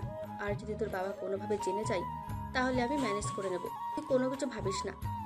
এই না হলে তুমি আমার লক্ষ্মী মা। আমি দোয়া করি তুমি যুগ যুগ ধরে বেঁচে থাকো। আর মা মেয়েটা না আমাকে খুব ভালোবাসে। যদি ও আমাকে না পায় তাহলে মনে হয় মরেই যাবে। আর শোন, মেয়েটাকে একদিন আমাদের বাসায় নিয়ে আসবি, আমার সাথে পরিচয় করে দিবি, কেমন? আর যদি না আনিস তাহলে আমি তোকে বাসায় উঠতে দেবো না। এই সাথে মা তোমাকে দেখতে চেয়েছে। মা বলেছে আমি যদি তোমাকে নিয়ে না যাই তাহলে আমাকে বাসায় উঠতে দেবে না। এ কি, তুমি বাসায় সব বলে দিয়েছো? তুমি না আসলে খুব দুষ্ট। এখন এই সব বাসায় বলে দেয়? আরো কয়েকদিন প্রেম করতাম, তারপর বলে দিত। আরে না মা, আমার কাছ থেকে জোর করে শুনেছে। প্রথমে আমি মাকে বলতে চাইনি, পরে বাবার ভয় দেখিয়ে সব শুনেছে। ভিতর ডিম কোথাকার, বাবাকে ভয় করে এত বড় হয়েছে, তাও বাবাকে ভয় করে। আমি বাসার মধ্যে কি করি না করি তা তো আমার বাবা মা জানে না, তাহলে তোমারটা কিভাবে জানলো? এখন তুমি আমাদের বাসায় যাবে কিনা সেটা বলো। আমার মা তোমাকে দেখতে চেয়েছে, এখন তোমাকে যাওয়া লাগবে। তুমি তাড়াতাড়ি রেডি হয়ে নাও, পরে আমার বাবা আসলে ঝামেলা হয়ে যাবে। ওকে দাঁড়াও, রেডি হচ্ছি। তারপর আমরা দুজনে অনিকের বাসায় চলে গেলাম এবং গিয়ে দেখি তার মা বাসায় নেই, কোথায় জানি গেছে। তারপর আমরা তার বিছানায় গিয়ে শুয়ে পড়লাম। আমি অনেককে বললাম যে দরজাটা লাগিয়ে দাও, আমরা একটু রোম্যান্স করি। সে বলল লাগবে না, কি হয়, আমার মা তো বাসায় নেই। তারপর সে আমাকে চুমু খেতে খেতে একটু পর শব্দ শুনতে পেলাম, দরজায় কে যেন ঠক ঠক করছে, শব্দ করছে। আমি অনেককে বললাম, সে বলল কেউ না, তুমি এখানে থাকো। তখন আমি সব কাপড় চোপড় পরে তারপর গিয়ে দেখলাম একটা মহিলা এসেছে। আমি দরজা খোলার সাথে সাথে সেই মহিলা অনেকদের বাসায় চলে এলো। এই সাথী, এটা আমার মা, মাকে সালাম করো। আর শোনো, আমার মা কিন্তু খুব ভালো মানুষ। বিয়ের পর কিন্তু মার সাথে তুমি খুব ভালো ব্যবহার করবে, না হলে কিন্তু তোমাকে আমি ছেড়ে দেব। এই, তুই এগুলো কি বলতেছিস? হ্যাঁ, এখনো বিয়ে করিস নাই, তারপর আবার আমার নামে খুব প্রশংসা করছিস না? আমি তো খারাপও হতে পারি, মেয়েটা কিন্তু মাশাআল্লাহ আমার বাড়ির বউ বলে আমি তোকে রাজরানী করে রাখবো। মেয়েটা আমাদের বাসায় খাওয়া দাওয়া করে চলে যায়। তার কিছুক্ষণ পর অনিকের বাবা আসলে আমি অনিকের বাবাকে সব বলে দিই। মেয়েটা দেখতে খুব সুন্দর, আমাদের পাশের বাসায় থাকে। তুমি যদি বলো তাহলে আলাপ নিয়ে যেতে পারি। তখন অনিকের বাবা বলল, আমি আর কি বলবো, তোমার যদি পছন্দ হয় তাহলে তুমি যাও, গিয়ে আলাপ করো। অনিক এই কথা শুনে লজ্জা পেয়ে তার রুমে চলে গেল। যাক বাবা, যেহেতু মেনে নিয়েছে তাহলে মনে হয় বিয়েটা হবে। তখন আমি সাথীকে ফোন করে বললাম যে আমাদের বিয়ের আলাপ নিয়ে তোমাদের বাসায় আমার বাবা মা যাবে। এগুলো তুমি কি বলতেছো? সত্যি তোমার বাবা মা আসবে আমাদের বাসায় বিয়ের আলাপ নিয়ে? আমি তো বিশ্বাসই করতে পারছি না, আমি স্বপ্ন দেখতেছি মনে হয়। এই তুমি সত্যি করে বলো প্লিজ। আরে হ্যাঁ, আমি সত্যি বলছি। আমি কি তোমাকে মিথ্যা কথা বলি? আর এগুলো কি মিথ্যা কথা বলার কথা? আমার বাবাকে বলার সাথে সাথে আমার বাবা রাজি হয়। এখন শুধু তোমার বাবা মার স্বীকৃতি দরকার। আগে আসো আমাদের বাসায় বিয়ের আলাপ নিয়ে, তারপর দেখো আমার বাবা মা কি বলে। যতটুকু সম্ভব আমার বাবা মাও রাজি হবে। তারপর অনিকের বাবা মা আমাদের বাসায় আসে বিয়ের আলাপ নিয়ে। তখন আমাদের দুজনের কথা শুনে আমার বাবা মা রাজি হয়ে গেল। তার কয়েকদিন পরে আমাদের বিয়ে হয়ে গেল। যাক বাবা, আল্লাহ যা করে ভালোর জন্যই করে। এতদিন ভয়ে ভয়ে সব কাজ করতাম, আজ আমরা ভোররাত মজা করব, তাও কেউ কিছু বলতে পারবে না। কত ঢং! আমি আজ আর এসব দেব না। এতদিন করেছো, আর এখন করতে দেব না। আমার খুব ব্যথা করে, আমার সহ্য হয় না। এত ঢং করা লাগবে না, চলো আমরা আমাদের গন্তব্যস্থলে পৌঁছে যাই, তারপর আমরা পুনরায় কাজ শুরু করি। এই তোমাকে না বলেছি আস্তে আস্তে ঢুকাবা, তাও কেন আবার জোরে জোরে ঢুকাচ্ছ? আমার খুব ব্যথা হয়, তুমি কেন বোঝো না? সমস্যা নাই, ব্যথা হলে ওষুধ কিনে এনে দেব। এখন তো তুমি আমার এই স্ত্রী, তো এখন ওষুধ এনে দিলে কেউ কিছু বলবে। ওষুধ এনে দেবার জন্য জোরে জোরে ঢুকাবা, এমন কোনো কথা আছে নাকি? আর শোনো, তুমি যদি আস্তে আস্তে ঢুকাও তাহলে আমি করি, না হলে আমি আর পারবো না। না। আচ্ছা বাবা, ঠিক আছে, আমি আস্তে আস্তে ঢুকাচ্ছি। এখন তো ঠিক আছে নাকি? আচ্ছা ঠিক আছে, এভাবে করতে থাকো, এখন আর ব্যথা হচ্ছে না। এই কথা বলে আমি অনেককে জড়িয়ে ধরলাম। তারপর আমাদের সংসার জীবনে অনেক কয়েকদিন চলে যায়। আমরা খুব সুখে শান্তিতে সংসার করে খাচ্ছিলাম। আমরা এখন বেশ ভালোই আছি। Tata, bye bye. এই তুমি না বেশ কিউট, তোমাকে আমার খুব ভালো লাগে। তোমার সাথে আমি এক রাত থাকতে চাই। তুমি যদি অনুমতি দাও তাহলে থাকবো, আর তাছাড়া থাকবো না। আরে না, থাকতে পারো, সমস্যা নেই। কয়েকদিন পর তো আমাদের বিয়ে হচ্ছে, আর বিয়ের পর তো আমরা একসাথেই থাকবো নাকি? আর এখন থাকলে সমস্যা কি? তুমি থাকতে চাইলে আসিও। ওকে, তাহলে তুমি কাল রাতে আমাদের বাসায় আসিও। আমরা বাসায় একসাথে ঘুমাবো, তুমি আর আমি। তোমার বাসায় যাব মানে? তোমার বাসায় তোমার আব্বু আম্মু নাই, তারা দেখলে তো অনেক মুশকিলে পড়ে যাব।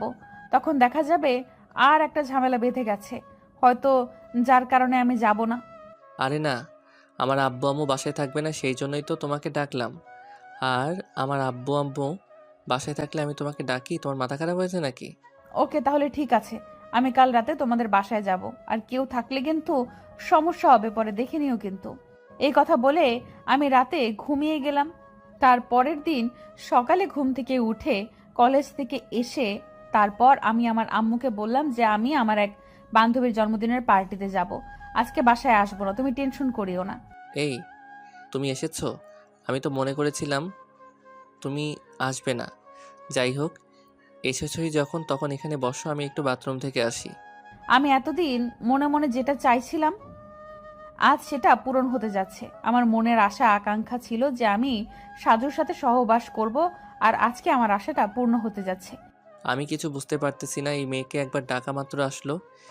এই মেয়ে মনে হয় শুধু আমার সাথে মজা নিতে চায়, অন্য কিছু না। আরে, এগুলো আমি কি ভাবতেছি? মনে হয় আমাকে মেয়েটা প্রচুর ভালোবাসে, সেই জন্য একবার ডাকা মাত্রই চলে আসলো।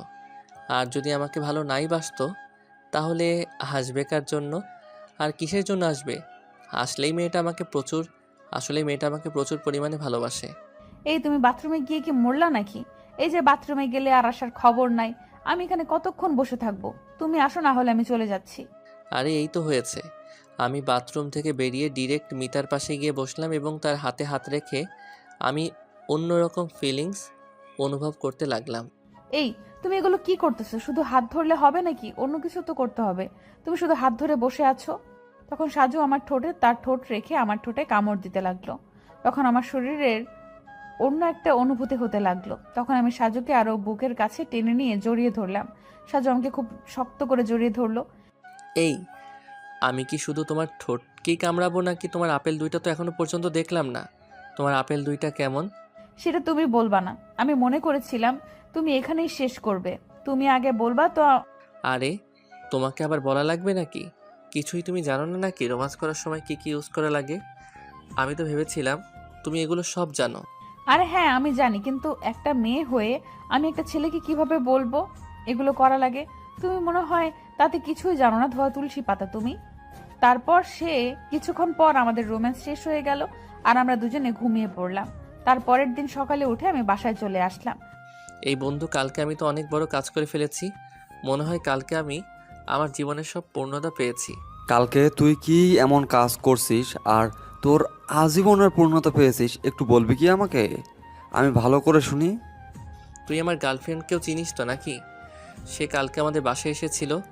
আর মানুষ স্বামী স্ত্রী যে বৈধ সম্পর্কে লিপ্ত থাকে, আর কালকে আমরা সেই সম্পর্কে লিপ্ত হয়ে গেছিলাম। ও আমাকে প্রচুর পরিমাণে ভালোবাসে রে। ওর যদি কিছু হয় আমি নিজেই বাঁচব না। আরে বর্তমান এগুলো সব মেয়েরাই করে, প্রেম করলেই সহবাস করে। এটা বর্তমান ফ্যাশন হয়ে গেছে। তুই দেখবি এই মেয়ে একদিন তোকে ছেড়ে দিয়েছে।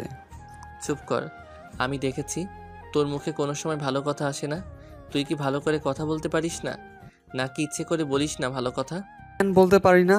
ভালো কথা আমি সবসময় ভালো কথাই বলি। আর তুই এটা লিখে রাখ, ওই মেয়ে একদিন তোকে ছেড়ে দিবে। আচ্ছা, ওগুলো কথা বাদ দে, চল আমরা এখন চা খেয়ে আসি। অনেক দিন একসাথে চা খাই না। আর শোন, মিতা আমাকে প্রচুর পরিমাণে ভালোবাসে, আর এই সম্পর্কে তুই কোনো কথা বলবি না প্লিজ। আচ্ছা ঠিক আছে, আমি মিতার সম্পর্কে কোনো কথা বলবো না। চল এখন আমরা চা খাই। তাও একটা কথা তোকে বলি, মেয়েদের থেকে একটু সাবধানে থাকিস। এই মিতা, তুমি কি আমাকে সত্যি ভালোবাসো না? আমাকে ব্যবহার করতেছো? আমি কিন্তু কিছু বুঝতে পারতেছি না। সেই যে আমাদের বাসা থেকে গেলা আর আমার সাথে কোনো কথাবার্তা নেই। আরে তেমন কিছু না, বাবা মা সব সময় সাথে থাকে তো, তাই আর কি কথা হয় না। আর তুমি এটা কিভাবে ভাবলে যে আমি তোমাকে ভালোবাসি না? কে বলেছে তোমাকে আমি ভালোবাসি না? কেউ বলেনি, আমি বললাম আর কি। তোমার ব্যবহারের মধ্যে তো এটাই প্রতিফলিত হচ্ছে। আর শোনো, তুমি আমার সাথে কালকে দেখা করবে। আরে তুমি পাগল হয়েছো নাকি? আমি তোমার সাথে দেখা করতে অনেক বড় বিপদ হবে। বাবা মা যেন কার থেকে কি শুনেছে, এখন আমাকে বাসা থেকে বের হতে দেয় না। আর আমার বাবা মা মনে হয় কয়েকদিন পর বেড়াতে যাবে, তখন আমি ডাকবো, তুমি আমাদের বাসায় আসিও। ওকে ঠিক আছে, তোমার বাবা মা বেড়াতে গেলে আমাকে একটু বলিও, আমি তোমার সাথে দেখা করতে যাব। এই বলে আমি একটু বাজারে গেলাম বাজার করতে। সেখানে গিয়ে মাসুদের সাথে দেখা হয়ে গেল। কিরে বন্ধু, তুই কি মিকার কোনো খবর জানিস? আরে জানবো না মানে, আমাদের বাসার সাথে মিতাদের বাসা, আর আমি জানবো না? এটা কেমন কথা বললি তুই? মিতাদের বাসায় কিছু হয়েছে নাকি? ওকে বলে ওর বাবা মা বাইরে আসতে দেয় না। আমি আজকে ফোন দিলাম, ও এইভাবে বলল। তুই একটু খোঁজ খবর নিয়ে দেখিস তো কি করে। আরে তুই পাগল হয়েছিস নাকি? আর এই কথাগুলো তোকে কে বলেছে? মিতা তো কালকেও কার সাথে যেন ঘুরতে গেল একটা গাড়িতে করে। আরে না, তাহলে তো মনে হয় তুই ভুল দেখেছিস। ও এমনটা করতে পারে না। ও আমাকে প্রচুর পরিমাণে ভালোবাসে। তুই মনে হয় কিছু জানিস না তাতে। আরে আমিও তো এতদিন এটাই জেনে এসেছিলাম যে মিতা তোর সাথে প্রেম করে। এখন দেখি একটা ছেলের সাথে প্রায় সবসময় ঘুরতে যায়। কে ছেলেটা আমি ভালো করে জানি না। একটু খোঁজ খবর নিয়ে দেখিস তো কে ছেলেটা, আর আমাকে বলবি কিন্তু আজকে। আর আমার কিছু ভালো লাগতেছে না, আমি বাসায় যাব, তুই থাক। আচ্ছা ঠিক আছে, তাহলে বাসায় যা, আমি বাজার করে বাসায় গিয়ে শুনি ছেলেটা কে, তারপর তোকে ফোন করে বলবো। কিছুক্ষণ পর আমি সাজুকে ফোন দিলাম। আমি এইমাত্র খবর পেলাম গ্রামের লোকজনদের থেকে ওই ছেলেটা নাকি মিতাকে বিয়ে করবে। তুই এগুলো কি বলতেছিস? মাথা খারাপ হয়েছে নাকি? আর শোন, তুই ভালো করে শুনে দেখ কি হয় সেখানে। ঠিক আছে, আমি ভালো করে শুনতেছি, শুনে তোকে ফোন দিয়ে জানাচ্ছি। তারপর আমি মিতার ব্যাপারে অনেক খোঁজ খবর নিলাম। পরে আমি শুনতে পাই যে 2 দিন পরে মিতার বিয়ে। আমার খুব ভয় করতেছে, যদি এই কথা শুনে আমি সাজুকে বলি, সে কি করবে, হয়তোবা মরে যাবে। তাই আমি সাজুকে কিছু বললাম না। কিছুদিন পর মিতার স্বামী বিদেশে চলে গেল। স্বামী চলে যাওয়ার পর মিতা আর কিছু ভালো লাগে না, তাই সে সাজুকে ফোন দিয়ে বাসায় ডাকে। তারপর তাদের মাঝে আবার পুনরায় প্রেম সজাগ হতে থাকে। কিন্তু সাজু তো জানে না সে তাকে ব্যবহার করতেছে। যাই হোক, সাজুকে ফোন দিয়ে ডাকলে সাজু তাদের বাসায় চলে যায়। মেয়েটা অনেক দিন পর ফোন দিল, তার মানে মনে হয় তার বাবা মা বেড়াতে গেছে, সেই জন্য আমাকে ডাকলো। আমি কিছু না বলে মিতাদের বাসায় চলে গেলাম। এই তুমি এসেছো? আমি তো মনে করেছিলাম তুমি আমাকে ভুলেই গেছো। যাই হোক, এসেছো, ওইটাই বড় ব্যাপার। তুমি এটা কিভাবে ভাবতে পারলে যে আমি তোমাকে ভুলে যাব? তোমাকে ভোলার কথাটা ভাবলেই কেমন জানি আমি দুর্বল হয়ে যাই। আর তুমি এই কথা ভাবতেছো? যাই হোক, তুমি আমায় ডেকেছো কেন সেটা বলো। তোমাকে কিসের জন্য ডেকেছি তুমি মনে হয় জানো না। আমরা অনেকদিন ধরে রোম্যান্স করি না। আজকে আমার বাবা বাসায় নেই, এই জন্য তোমাকে ডাকলাম, একটু রোম্যান্স করার জন্য। ও এই কথা? সেটা তো তুমি আমাকে আগেই বলতে পারতে, সেই হিসেবে প্রস্তুত হয়ে আসতাম। তুমি শুধু বললা যে আমাদের বাসায় এসো, আমি মনে করছি আমাদের বিয়ের কথা তোমার বাবা মাকে বলবা। আরে না, আমি তোমার সাথে রোম্যান্স করার জন্য তোমাকে ডেকেছি, এটাই। আর তোমাকে ডাকা আমার কোনো ভুল হয়েছে নাকি তুমি এইভাবে জিজ্ঞেস করতেছো? আরে না, তুমি ভুল বলবে। আমি তো এতদিন তোমার জন্যই অপেক্ষা করেছিলাম যে তুমি কোন দিন ফোন দিবা আর কোন দিন আমি তোমাদের বাসায় যাব। এত সময় কথা না বলে চলো আমরা রোম্যান্স করি। আর কিছুক্ষণের মধ্যে আমাদের রোম্যান্স শেষ হয়ে গেল এবং সাজু আমাকে আমাদের বাসায় চলে গেল। এই মাসুদ, তুই তো খুব বলেছিলি যে মিতা আমাকে ছেড়ে অন্য ছেলেকে বিয়ে করবে। এখন দেখ, আজকেও আমি ওর বাসা থেকে আসলাম এইমাত্র। ও, তাহলে মনে হয় ওর স্বামী বিদেশে গেছে, সেই জন্য তোকে ডাকছে। আর মিতার বাবা মাও আজকে যেন কোথায় গেল দেখলাম। মিতার স্বামী মানে ওর বিয়ে হয়েছে নাকি? তুই এগুলো কি বলতেছিস?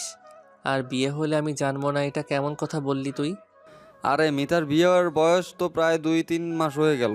আমি তোকে কিছু বলি নাই যে তুই এগুলো সহ্য করতে পারবি না? আর যখন মুখ ফসকে বেরিয়ে গেল সব শোন তাহলে। তুই যেদিন আমাকে ফোন দিলি না মিতার ব্যাপারে জানার জন্য, সেই দিনে আমি শুনেছিলাম ও 2 দিন পর বিয়ে। আমি তোকে কিছু বলি নাই যে একটা মেয়ের কারণে আমার বন্ধুর জীবনটা শেষ হয়ে যাবে। এই জন্য আমি তোকে কিছু বলিনি। ছেলে বিদেশে চাকরি করে আর অনেক টাকা উপার্জন করে, সেজন্য মিতা ওকে বিয়ে করেছে। আর এখন মনে হয় ছেলেটা বিদেশে গেছে, আর সেই জন্য তোকে মনে হয় ডাকছে। আর আমার কথা বিশ্বাস না হলে তুই গ্রামের কয়েকটা লোকের কাছে থেকে শুনে দেখ। এই, তুমি আমাকে মিথ্যা বলেছো কেন? আমি তোমার সাথে কি করেছিলাম যে আমাকে এত বড় ধোঁকা দিলে? আমার বন্ধুই ঠিক বলেছিল, আমি আগে যদি ওর কথা শুনতাম তাহলে এত কিছু হইতো না। আরে তোমাকে কে বলেছে আমার বিয়ে হয়েছে যে তুমি আমার সাথে এরকম ব্যবহার করতেছো? আরে এই খবরগুলো তুমি কোথা থেকে পাও শুনি? আমার বন্ধু বলেছে এবং আমি তার কথা শুনে বিশ্বাস না করে আমি তোমাদের গ্রামের কয়েকজন লোকের কাছে শুনলাম এবং তারাও বলল যে তোমার বিয়ে হয়েছে। তুমি কিভাবে পারলে এটা? আমি তোমাকে প্রচুর পরিমাণে ভালোবাসতাম, আর তুমি এটা কি করলা? আমি আমার জীবন নিজেই ধ্বংস করে দেব, আর সাথে তোমার জীবন নিয়েও আমি লীলা খেলা শুরু করব। তুমি আমাকে কি ভেবেছো?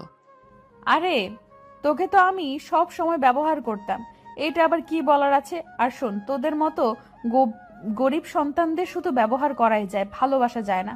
আর তুই যে গরিবের ঘরের গরিব, আর তোকে যদি আমি ভালোবাসতাম, বিয়ে করতাম, তাহলে তুই আমাকে কি করে খাওয়াতি? তাই আমি একটা বিদেশি চাকরি করে ছেলেকে বিয়ে করেছি আর তোকে ব্যবহার করতেছি, ব্যাস এটাই। আর শোন, আমি তোকে কখনো ভালোবাসিনি আর ভালোবাসবোও না, আর শুধু আমি তোকে ব্যবহার করেছিলাম, এতে ভাবাভাবির কিছু নেই। ওকে শোন, তুই তাহলে কাল রেডি থাকিস, আমি তোর বাসায় যাচ্ছি, গিয়ে তোকেও মারবো আর আমি নিজেকেও শেষ করে দেব। তারপর সাজু ওদের বাসায় গিয়ে ওই মেয়েটাকে একটা রুমের মধ্যে নিয়ে তাকে খুন করে ফেলে এবং সেও আত্মহত্যা করে। আমি গিয়ে দেখি দুজনেই মরে আছে। ভালোবাসা কতটা নিষ্ঠুর হতে পারে, কতটা নিষ্ঠুর হলে এরকম একটা পরিস্থিতি ক্রিয়েট হতে পারে একটা ভালোবাসার বন্ধনের মাঝে। তুমি যদি নিজেকে বড়লোক ভাবো তাহলে গরিব মানুষকে কেন তুমি ভালোবাসবে? কেন তুমি তার মন নিয়ে খেলা করবে? আর তাকে নিয়ে তোমার খেলা করার অধিকার নেই, কারণ তুমি তাকে ভালোবাসো না। তাকে তুমি তার স্বাধীনতা মতো থাকতে দাও। তাকে কেন তুমি তোমার মাঝে আবদ্ধ করে নিয়ে তার জীবনটা নিয়ে লীলা খেলা করবে? তুমি যদি ভালোই না বাসো, তোমার যদি এতই যদি শরীরের খোরাক মেটানোর ইচ্ছা থাকে, যাও না টাকা দিয়ে, বা যারা এরকম শরীরের ব্যবসা করে তাদের কাছে যাও এবং তাদের সাথে কন্ট্যাক্ট করো। কত খোরাক মেটানোর ইচ্ছা তারা মেটাবে, কিন্তু একটা নিষ্পাপ মন নিয়ে খেলার অধিকার কারণেই না আছে আমার, না আছে তোমার। ভালোবাসাটাকে সবাই নোংরা করে দিচ্ছে দিনের পর দিন। কেউ ভালোবাসাটাকে আগের মতো ভালো থাকতে দিচ্ছে না, সবাই ভালোবাসাটাকে একদম নোংরা নর্দমা বানিয়ে দিচ্ছে। ভালোবাসাটা তো এরকম না। ভালোবাসাটা হচ্ছে একটা পবিত্র জিনিস, সুন্দরভাবে আগলে রাখার জিনিস।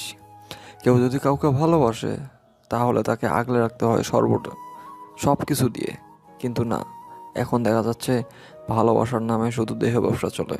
এখানে ভালোবাসার নামক কোনো কিচ্ছু নেই, শুধু ভালোবাসার নাম করেই রাতের পর রাত দিনের পর দিন নিজেদের দেহ ব্যবসাই চলে।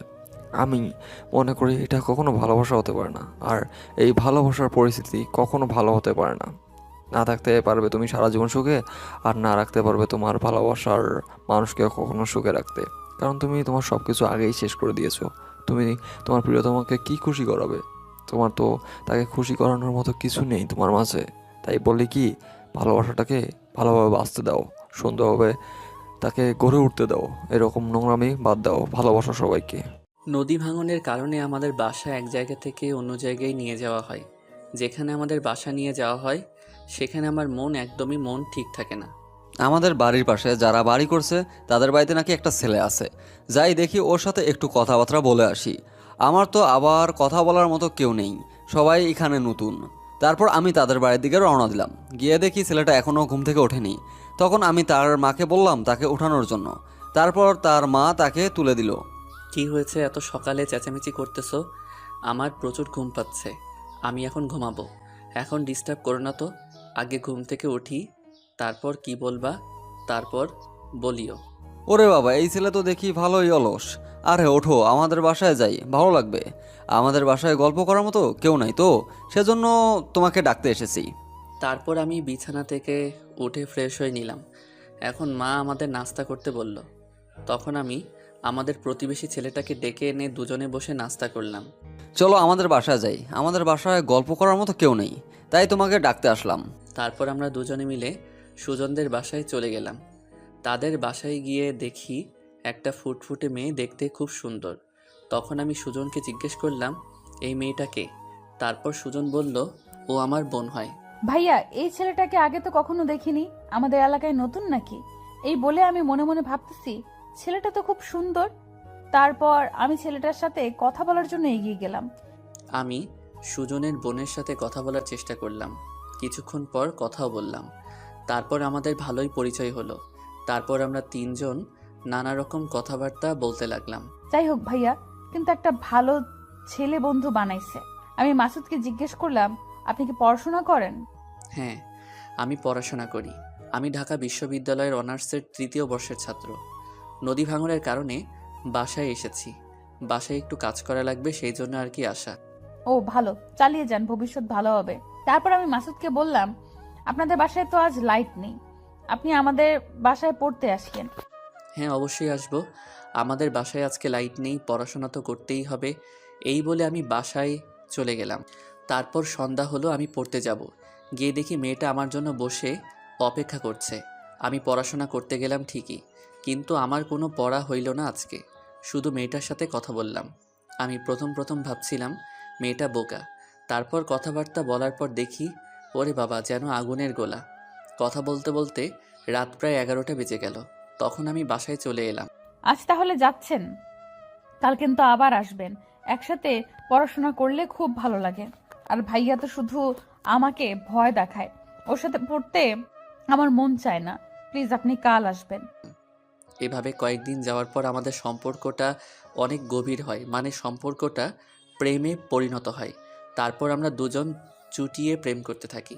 কিছুদিন পরে আমি ভার্সিটিতে যাওয়ার পরে নিপাকে আমি না দেখে থাকতে পারি না।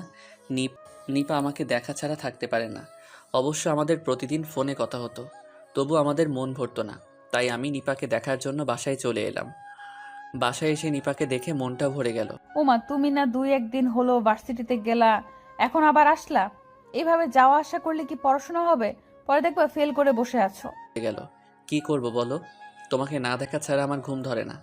সব সময় বন্ধুদের সাথে আড্ডা দেই, তাও জানি কেমন লাগে। তাই চলে এলাম তোমাকে দেখা। হইছে, আর ঢং করা লাগবে না। এসেছে যেহেতু আমিও একটু দেখতে পারবো। আমারও মন চাইছিল যে তোমাকে একটু দেখবো। আমি সত্যি বলছি, তোমাকে ছাড়া আমি থাকতে পারবো না। এবার আমি বাড়িতে বলবো তোমার আর আমার বিয়ের কথা। বাবা মা কি বলে, শুধু তোমার আর আমার বিয়ে না দেয়, তাহলে আমরা পালিয়ে গিয়ে বিয়ে করব। আমি তোমাকে ছাড়া থাকতে পারবো না, এটাই আমার লাস্ট সিদ্ধান্ত। বাড়ি থেকে মেনে নিলে তো ভালোই হবে। তুমি আমি সব সময় একসাথে থাকতে পারবো। আর যদি বাড়ি থেকে মেনে নাও নেয়, তাহলে একটু ভালো করে বোঝাবো, কিন্তু আমি পালাবো না। কেন পালাবে না? তুমি কি আমাকে ভালোবাসো না? তুমি যদি আমাকে ভালোবেসে থাকো, তাহলে আমার সাথে পালাতেই হবে। আর যদি তুমি আমার সাথে না যাও, তাহলে আমি নিজেকে শেষ করে দেব। আরে বোকা, আগে বাড়িতে বলে দেখো কি বলে। আগে এসব কথা বললে হবে নাকি? আর শোনো, বাড়িতে যদি মেনে না নেয়, তাহলে আমি তোমার সাথে পালিয়ে যাব। তারপর আমি মাসুদকে বললাম, আমাদের বাসায় আর কেউ থাকবে না, ভাইয়ার পাত্রী দেখার জন্য সবাই যাবে। আমাকেও ডাকছিল, বাট আমি যাইনি। আমি যদি পাত্রী দেখতে যাইতাম, তাহলে আর তোমার সাথে তো ভালোভাবে কথা বলতে পারতাম না। সেই জন্যই আর আমি পাত্রী দেখতে গেলাম না। আর হ্যাঁ, ভাইয়ারা যাওয়ার সাথে সাথে তুমি আমাদের বাসায় চলে আসবা। আজ আমি তোমাকে মন ভরে দেখব। এ কথা শুনে আমার মনে মনে খুব আনন্দ আসছিল। যাক, অনেক দিন পর একটা সুযোগ পাইলাম, হাতছাড়া করা যাবে না। আমি তখন অপেক্ষা করতেছি তারা কখন চলে যায়, আর আমি তাদের বাসায় চলে যাই। তারপর বিকেলবেলা তারা চলে গেল। আমি একটু ফ্রেশ হয়ে চলে গেলাম তাদের বাড়িতে। গিয়ে দেখি আমার জন্য সাজুগুজু করে বসে আছে। তখন আমি তার পাশে গিয়ে বসলাম। ও আচ্ছা, তুমি আসো, এখানে বসো। ও, এখানে তো আবার চেয়ার নেই, যাও বিছানায় গিয়ে বসো। নিপার কথা শুনে আমি বিছানায় গিয়ে বসলাম। তারপর নিপা সাজগোজ করে আমার পাশে এসে হাতে হাত রেখে তার মাথা আমার ঘাড়ের উপর রেখে একদম শরীরে শরীর রেখে বসল। তখন আমি তার হাতে হাত রেখে বিছানার উপর ফেলিয়ে তার উপরে উঠে এলাম। তখন সে একটু ইতস্তত অনুভব করলো। তারপর আমি তার ঠোঁটের উপর আমার ঠোঁট রেখে একটা কামড় দিলে সে উঠে বসে দাঁড়ায়। কি হলো, বসে পড়লে যে? আরে এখনও তো কিছুই হয়নি, তাতেই তুমি এরকম করছো? ওকে, তাহলে আমি বাসায় চলে যাচ্ছি। আমার এখানে থাকার তো আর কোনো মানে হয় না। এই কোথায় যাচ্ছ? এখানে আসো বলছি। তুমি এটা কিভাবে ভাবলা যে তোমাকে ছাড়া আমি থাকতে পারবো? আমি তো এটা এমনিতেই বলছি। এখানে আসো, আর তুমি যা করবে তাই আমি মেনে নিব। তারপর মাসুদ এসে আবার আমার পাশে বসলো। তখন আমি কিছু বললাম না। মাসুদ আমাকে চুমু খেতে খেতে শরীরের সব অঙ্গ প্রত্যঙ্গে হাত বোলাতে লাগলো। তখন আমার গা শিউরে উঠল। জীবনে এমনটা অনুভব করিনি, আজ প্রথম। তারপর আমি ওকে আরো শক্ত করে জড়িয়ে ধরলাম। তখন মাসুদও আমাকে আরো শক্তভাবে জড়িয়ে ধরলো। তখনই আমার মাথায় একটা বুদ্ধি আসলো যে এগুলো তো সেফটি ছাড়া করা যাবে না। তাই আমি ওকে বললাম, সেটি নিয়ে এসেছো? আমার এসব কথা না শুনে মাসুদ তার মতো নিজের কাজ চালিয়ে যাচ্ছে। না, আরে ওগুলো লাগবে না, আমরা তো বিয়ে করব না কি? তারপর আমি কিছুক্ষণ পর বিছানা থেকে উঠে চেয়ারে বসলাম। তুমি আমাকে সত্যিই বিয়ে করবে তো? তুমি যদি আমাকে বিয়ে না করো, সত্যি একটা কেলেঙ্কারি হয়ে যাবে। তখন আমার একটা বদনাম হয়ে যাবে। পরে আমাকে আর কেউ বিয়ে করতে চাইবে না। বসলাম। আরে এগুলো তুমি কি বলো? আমি তোমাকে সত্যি বিয়ে করব। তোমাকে ছাড়া আমি একটা মুহূর্ত থাকতে পারি না। সারা জীবন কিভাবে থাকবো? তোমাকে না পেলে আমি আমার জীবন শেষ করে দিব। তুমি যদি আমাকে বিয়ে করো তাহলে তো ভালোই হয়, আমরা সারা জীবন একসাথে থাকতে পারবো। আর তখন আর আমাদের কেউ কিচ্ছু বলতে পারবে না। তারপর আমাদের সম্পর্কটা আরো অনেক গভীর হয়। প্রতিদিন কথা হতো, আমিও তাদের বাসায় মাঝে মাঝে যাইতাম, ও আমাদের বাসায় মাঝে মাঝে আসতো। এভাবে আমাদের অনেক দিন চলে যায়। কয়েকদিন পরে সে চাকরির ইন্টারভিউর জন্য ঢাকা যাবে। তখন আমার একটু মন খারাপ হয়ে যাচ্ছিল। কি আর করব, যেতেই তো দিতে হবে, তা না হলে তো পরে ঝামেলা হবে। তখন আমাদের বাসা থেকে মেনে নিতে চাইবে না যদি ওর চাকরি না থাকে। আর যদি একটা চাকরি থাকে তাহলে বাসার সবাই মেনে নেবে। পরে ও ঢাকায় চলে যায়। আমাদের প্রতিদিন কথা হতো। তারপর একদিন কথা বলতেই ভাইয়া আমাকে দেখে ফেলে। ভাইয়া এসে বলে, কার সাথে কথা বলছিস? আমি বললাম, আমার বান্ধবীর সাথে। তোর বান্ধবী না অন্য কেউ? দেখি তোর ফোনটা, ফোন দে, না হলে বাবা আমাকে আজকে বলে দেব তুই কার সাথে কথা বলিস। আরে অন্য কেউ না, তোর বন্ধু মানে মাসুদ, তার সাথে কথা বলছিল। মাসুদের সাথে তোর কিসের কথা? তোর পাকনা গজাইছে না? একটু বড় হতে না হতেই প্রেম করছিস। আমি তো তোর বয়সের কিছুই বুঝতাম না, আর এই বয়সে প্রেম করছিস। আজ বাবা মাকে সব বলে দেব। প্লিজ ভাইয়া, কাউকে বলিস না। আমি তোর হাতে পায়ে ধরি। ও চাকরির পরীক্ষা দিতে গেছে। ওর চাকরিটা হয়ে গেলে সবাইকে বলিস। আমি তাতে মানা করব না। আর একটা কথা শুনে নে, আমি ওকে ছাড়া বাঁচবো না। আচ্ছা ঠিক আছে, কাউকে বলবো না। আর মাসুদকে বল আমার সাথে কথা বলবে। আমি ওর সাথে কথা বলে দেখি কি করা যায়। তারপর আমার বন্ধু ও আমার বোন কথা বলতে থাকে। তখন আমি সেখান থেকে চলে এলাম। আমি মনে মনে খুব খুশি হয়েছিলাম, কারণ ছেলেটা খুব ভালো। বিয়েটা হলে আমার বোন খুব সুখে থাকবে। ওদিকে মাসুদের চাকরিটা হয়ে গেল। তখন মাসুদের চাকরিটা করতে লাগলো। তারপর এদিকে আমি ঢাকায় গেলাম মাসুদের খোঁজখবর নেওয়ার জন্য। গিয়ে দেখি মাসুদ খুব ভালোভাবে কাজ করতেছে। আরে সুজন, তুই এখানে আসবি, আমাকে একবার ফোন করবি তো? আমি তোকে আনতে যাইতাম। হয়েছে, তুই মনে হয় জানতি না। আমার বোন তো তোকে সব কিছুই বলেছে যে আমি আজকে ঢাকায় আছি। এখন ঢং করতেছিস না? বলছিল, তবে আমি অতটা ভাবিনি যে তুই সত্যি সত্যি আসবি। যাক, এসে যখন পড়েছিস খাওয়া দাওয়া করে যাস। তারপর আমরা খাওয়া দাওয়া করলাম, সুজনকে নিয়ে ঘুরতে গেলাম, পার্কে বসে আড্ডা দিলাম ও নানা রকম কথাবার্তা বললাম। শোন, তোকে একটা কথা বলি। আমার বোনকে তোকে সত্যি খুব ভালোবাসে। আমাকে কথা দে তুই আমার বোনকে ছেড়ে যাবি না। ও যদি তোকে কখনো না পায় ও যে কি করবে আমি নিজেও বলতে পারতেছি না। আরে না, আমি এবার বাসায় গেলে বিয়ের আলাপ নিয়ে তোদের বাসায় যাব। বিয়ে করব জন্যই তো এই চাকরিটা করছি, না হলে তো এখন চাকরি করতাম না। তার কয়েকদিন পর আমি বাসায় চলে গেলাম। বাসায় যাওয়ার পর গিয়ে দেখি নিপা বাসায় নেই। তখন আমি সুজনের দেখা করলাম। সুজনকে জিজ্ঞাসা করলাম নিপা কোথায় গেছে। সে বলল আমার ফুপু বাড়িতে গেছে, আজকে আসবে। তারপর আমি সুজনের সাথে কথাবার্তা বলে বাড়িতে চলে আসলাম। তার কিছুক্ষণের মধ্যে নিপা চলে আসলো, জামা কাপড় চেঞ্জ করে আমাদের বাসায় চলে আসলো। ওকে দেখে আমি ঠিক থাকতে পারলাম না, চেয়ার থেকে উঠে ডিরেক্ট জড়িয়ে ধরলাম। পরে নানা রকম কথাবার্তা বলে নিপা তাদের বাসায় চলে গেল। তার কিছুদিনের মধ্যে আমাদের বিয়ে হলো। এখন আমরা সুখে শান্তিতে সংসার করে খাচ্ছি। আর আপনারা সবাই আমাদের জন্য দোয়া করবেন। আচ্ছা, তুমি কি আমার কথা বোঝো না, না বোঝার চেষ্টা করো না? কি বুঝি না আমি তোমাকে অনেক ভালোবাসি। এই কথাটা তুমি বুঝতে চাও না কেন?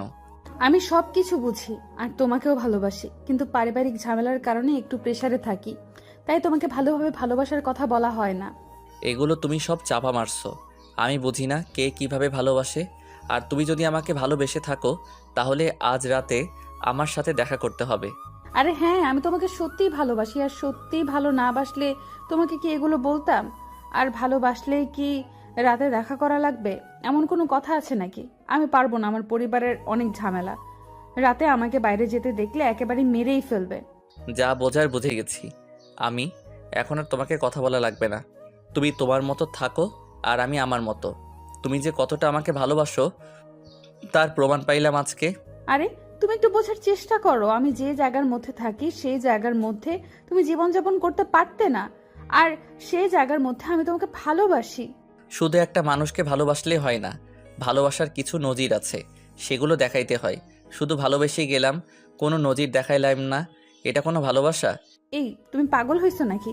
এগুলো কি বলতেছো? ভালোবাসার নজির মানে? আচ্ছা, তুমি ভালোবাসার নজির চাও তো তাহলে আমি কালকে তোমার সাথে দেখা করব। এই তো লক্ষ্মী মেয়ের মতো কথা বলতেছো। তাহলে আমরা কাল রাতে 11টা বা 12টার ওই দিকে দেখা করি কেমন? আর যদি এই সময় না পারো তাহলে রাত 3টায় দেখা করা লাগবে। আচ্ছা, তুমি তৈরি থেকো, আমি রুম থেকে বেরিয়ে তোমাকে ফোন দিব কেমন? আর ফোনটা সব সময় খোলা রাখিও, আমি যেন বন্ধ না পাই। এই তুমি এসেছো? আমি তো মনে করেছিলাম তুমি আসবে না। যাই হোক, এখন বোঝা গেল যে তুমি আমাকে একটু হলেও ভালোবাসো। একটু ভালোবাসা না জাহাপনা, আমি তো আপনাকে আমার মনের সব ভালোবাসা উজাড় করে দিয়ে ভালোবাসি, আর আপনি সেটা বুঝতেই চান না। ওকে ঠিক আছে, আমি বুঝতে পারছি তোমার ভালোবাসা। এখন শোনো, আমি তোমার জন্য একটা গিফট এনেছি। তুমি যদি আমার একটা শর্ত পূরণ করো তাহলে তোমাকে গিফটটা দেই, আর যদি না পালন করো তাহলে দিব না। কি গিফট আর কি শর্ত? আমি তোমার সব শর্তেই রাজি আছি, তুমি শুধু শরতের কথা বলো। আর হ্যাঁ শোনো, নেগেটিভ কোনো কিছু চাই না, তাহলে কিন্তু আমি পালন করতে পারবো না। সামনে তোমার পরীক্ষা তো, তাই তোমার জন্য একটা ঘড়ি এনেছি। তুমি এই ঘড়ি হাতে দিয়ে পরীক্ষা দিতে যাবা, সেই জন্য আর কি আনা। ও, খুব ভালো করেছো। আমিও চিন্তা ভাবনা করছিলাম যে একটা ঘড়ি কিনবো, কিন্তু তুমি যখন এনেছো আর কেনা লাগবে না। ঘড়ির কথা শুনে খুব খুশি হয়ে গেলা। আর আমার শর্তের কথা তোমার মনে নেই নাকি? আগে আমার শর্ত পূরণ করতে হবে, তারপর আমি তোমাকে আমার গিফটটা দিব। হ্যাঁ, বলো তোমার শর্তের কথা। কি শর্ত পূরণ করা লাগবে দেখি চেষ্টা করে পারি কিনা। আর বলে দিলাম কিন্তু নেগেটিভ কিছু চাওয়া যাবে না। আরে না, তেমন কিছু না। আমি শুধু তোমাকে একটা চুমু খেতে চাই, ব্যাস। তুমি যদি আমাকে চুমু খেতে দাও তাহলে আমি তোমাকে গিফটটা দেই। আরে আমি পারবো না, আমার খুব লজ্জা লাগে। তোমার লজ্জা শরম নাই নাকি? একটা মেয়েকে চুমু খেতে চাও, আর লোকজন যদি দেখে ফেলে তখন কি হবে বলো? আরে তুমি এত রাতে লোকজন পেলে কোথায়? এখানে শুধু তুমি আর আমি, আর এখানে লজ্জার কি আছে? আমি বুঝলাম না তুমি এরকম করতেছো কেন। ওকে ঠিক আছে, শুধু একটা চুমু, কিন্তু অন্য কিছু না বলে রাখলাম। আর যদি অন্য কিছু করার চেষ্টা করো তাহলে আমি চিৎকার দিব, তখন কিন্তু তুমি বিপদে পড়ে যাবে আর আমাকে বিয়ে করা লাগবে। ওকে ঠিক আছে, শুধু চুমু খাবো আর অন্য কিছু করব না। আর অন্য কিছু করলে যদি তুমি চিৎকার করো আর আমাদের বিয়েটা হয়ে যায় তাহলে তো আমার পক্ষ থেকে ভালোই হয়, কারণ আমি সারা জীবন তোমার সাথেই থাকতে চাই। নিলয় আমার দিকে এগিয়ে আসছে চুমু খাওয়ার জন্য। আমি নিঃশব্দ দাঁড়িয়ে আছি, কি করব কিছু বুঝতে পারছি না। যাই হোক, আমি নিঃশব্দ দাঁড়িয়ে রয়ে গেলাম। তখন নিলয় আমাকে এসে জড়িয়ে ধরলো। তারপর নিলয় আমার ঠোঁটে ওর ঠোঁট রেখে আমার ঠোঁটকে আবদ্ধ করে চুমু খেতে লাগলো এবং আমার স্পর্শ করতে লাগলো। তখন আমার সম্পূর্ণ শরীর শিহরিত হতে লাগলো, আর আমি কিছু বুঝতে না পেরে আরো জোরে নিলয়কে জড়িয়ে ধরলাম। আর নিলয়ও আমাকে বেশ ভালোভাবে জড়িয়ে ধরলো। আর কিছুক্ষণ পর আমি স্বাভাবিক অবস্থায় ফিরে দেখি নিলয় আমাকে জড়িয়ে ধরে আছে। এই শোনো, আমি তোমাকে বিয়ে করতে চাই, আর পালিয়ে পালিয়ে এভাবে দেখা করব না, আমার খুব ভয় লাগে। আর হ্যাঁ শোনো, তোমাকে না পেলে আমি কিন্তু মরেই যাব, কথাটা মস্তিষ্কে রাখিও কিন্তু। তুমি আমাকে এখনো জড়িয়ে ধরে আছো কেন? শুধু চুমু খাবে বলে আমাকে ডেকেছো, আর এখন জড়িয়ে ধরে আছো। তোমার ব্যাপার স্যাপার বুঝতেছি না। তুমি এখানেই বাসরঘর করবে নাকি? আরে না, এমনি খুব মজা লাগছে তাই জড়িয়ে ধরে আছি। আর শোনো, তোমার ওই দুইটা না বেশ বড় এবং অনেক মজাদার। আরেকদিন আমি তোমার ওই দুইটাই খেতে আসবো। ওরে চান্দু, সেই আশায় তুমি দাঁড়িয়ে দাঁড়িয়ে স্বপ্ন দেখো আর আমি বাসায় চলে যাচ্ছি কেমন? যতদিন না তুমি আমাকে বিয়ে করছো ততদিন তোমার এই স্বপ্ন পূরণ হবে না। ওকে, তাহলে আমি আমার এই স্বপ্ন পূরণ করার জন্য তোমাকে বিয়ে করব। তাতে কি হয়েছে? বিয়ে করলে তো আর বাধা দিতে পারবে না, তখন আমার মন যেটা চাইবে আমি সেটা করব। বিয়ে করো, তারপর যেটা তোমার মন চায় সেটাই করবে, আমি কোনো বাধা দিব না। আর এখন যদি করতে চাও তাহলে তো আমি বাধা দিব, এটা তো তুমি জানো। পর আমার পরীক্ষা শুরু হয়ে গেল, আর আমি পরীক্ষা নিয়ে খুব ব্যস্ত থাকলাম। নিলয়ের সাথে ভালো মতো যোগাযোগ হতো না। তারপর হঠাৎ একদিন রাতে নিলয় আমাকে ফোন দিল। এই তুমি কি বেঁচে আছো না মরে গেছো? তোমার সাথে কয়েকদিন যাবত দেখা হয় না, আমার মন কেমন ছটফট করছে। তুমি আজকে রাতে আমার সাথে দেখা করো। না, আমি তোমার সাথে আর দেখা করতে পারবো না। আমার পরীক্ষা শেষ হোক, তারপর আমরা দেখা করি। আর কয়েকটা দিনেরই তো ব্যাপার, এতেই তোমার অসহ্য হচ্ছে। আচ্ছা ঠিক আছে, তোমার পরীক্ষা শেষ হলে আমাকে জানাইও, তারপর আমরা কোনো এক রাতে দেখা করব, কেমন? একদিন পর তার পরীক্ষা শেষ হয়ে যায়, কিন্তু সে আমার সাথে যোগাযোগ করে না। কিভাবে যোগাযোগ করব সেটাও বুঝতে পারছি না, তার ফোনটাও বন্ধ। এখন যে কি করে, পুরা মাথাই নষ্ট। ও মনে পড়েছে, ওদের বাসার পাশে তো আমার এক বন্ধু থাকে, ওকে ফোন দিয়ে দেখি কি বলে ও। তারপর আমি আমার বন্ধুকে ফোন দিলাম। কিরে বন্ধু, কেমন আছিস? অনেক দিন পর ফোন দিলি, কোনো কাজ আছে নাকি? কোনো কাজ না থাকলে বল, আমি এখন তোর ওইখানে যাইতেছি। আরে তেমন কোনো কাজ না, তুই সকালে আমার সাথে দেখা কর, তোর সাথে কিছু ব্যক্তিগত কথা আছে। কথাগুলো খুবই ব্যক্তিগত, তাই ফোনে বললাম না। তুই কাল আমার সাথে দেখা কর। আচ্ছা ঠিক আছে, কাল সকালে ঘুম থেকে উঠেই আমি তোর সাথে দেখা করতে যাব। আর যদি বেশি সমস্যা হয় এখনই বল, আমি সমস্যার সমাধান করে দিচ্ছি। তারপর আরিফ সকালে উঠে আমার সাথে দেখা করলো। কিরে বন্ধু, তোদের বাসার পাশে যে ইতি নামের মেয়েটা থাকে, ওর খবর কি কিছু জানিস?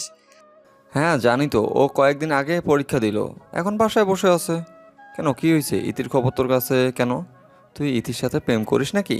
আরে বন্ধু, হ্যাঁ আমি ওর সাথে প্রেম করি, কিন্তু ও বলল যে ওর পরীক্ষার পর আমার সাথে দেখা করবে। এখন তার ফোন বন্ধ, এখন আবার রাতে দেখা করবে, তাও কিছু বলতেছে না।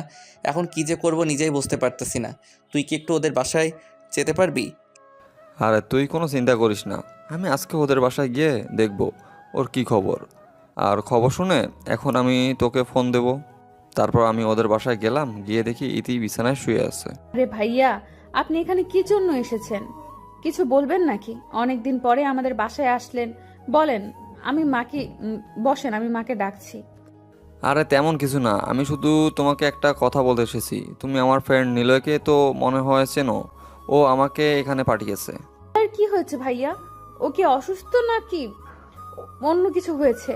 প্লিজ ভাইয়া তাড়াতাড়ি বলেন, আমার আর সহ্য হচ্ছে না। অনেকদিন যাবত ওর সাথে কথা বলি না তো, মনে আমার উপর রাগ করে বসে আছে।